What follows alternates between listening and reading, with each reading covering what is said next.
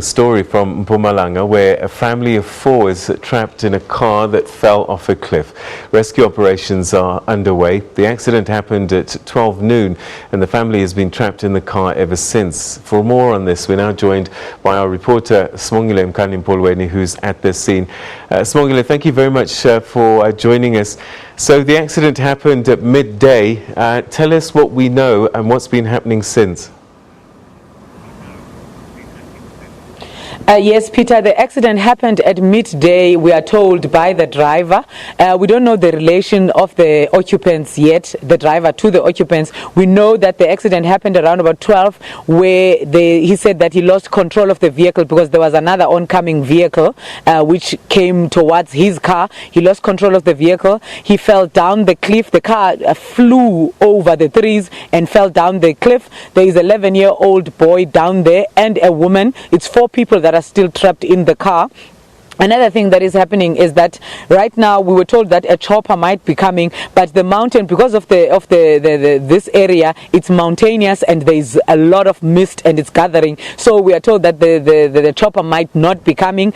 Right now, rescue operators have gone down the cliff to try and see, but there is a guy that has been with the family since the driver came up. It took the driver 2 hours just to go up the cliff to come to the road, to the surface, to try and find help. That's how steep or low the terrain is. Right now, the stretcher has gone down with some of the medical personnel to go and see, and the mountain rangers, people who work in this mountain, to try and rescue the family. One of the rescue personnel that was he went down with his medical kit to go and assess the situation. He says because of the terrain and how rough and high it is, he had to leave his medical kit down there because he couldn't carry it up. So it's going to be a long night, Peter. They are anticipating between 4 to 5 hours of rescuing those people there. But fortunately and luckily for all 4 of them, they are all alive. We are told that some of them have fractures, but we don't know how serious they are because they were not wanting to move them until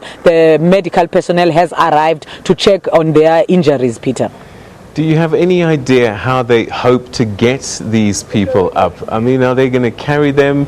Are they going to try and use the helicopter? How are they going to try and lift them out of danger?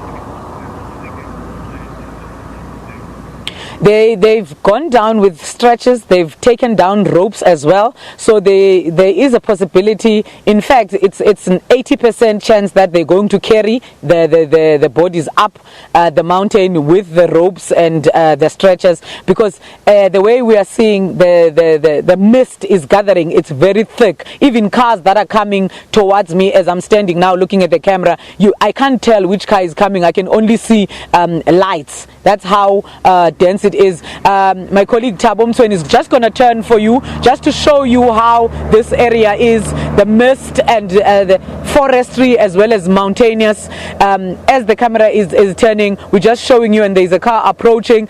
That's how the conditions are, but we've got experts from the disaster management, emergency services, as well as people who work with mountains, mountain rangers, who are used to this terrain, even though they've come up and told us that the conditions are very difficult and it's also wet because of the mist, and it's also slippery for them, but they've gone down. They are hopeful that they will come up with those people, but they've said to us we must be patient. It's a time consuming operation. It can take 4 to 5 hours just for them to come up with one person, because they need all the strength and personnel to carry the stretchers up.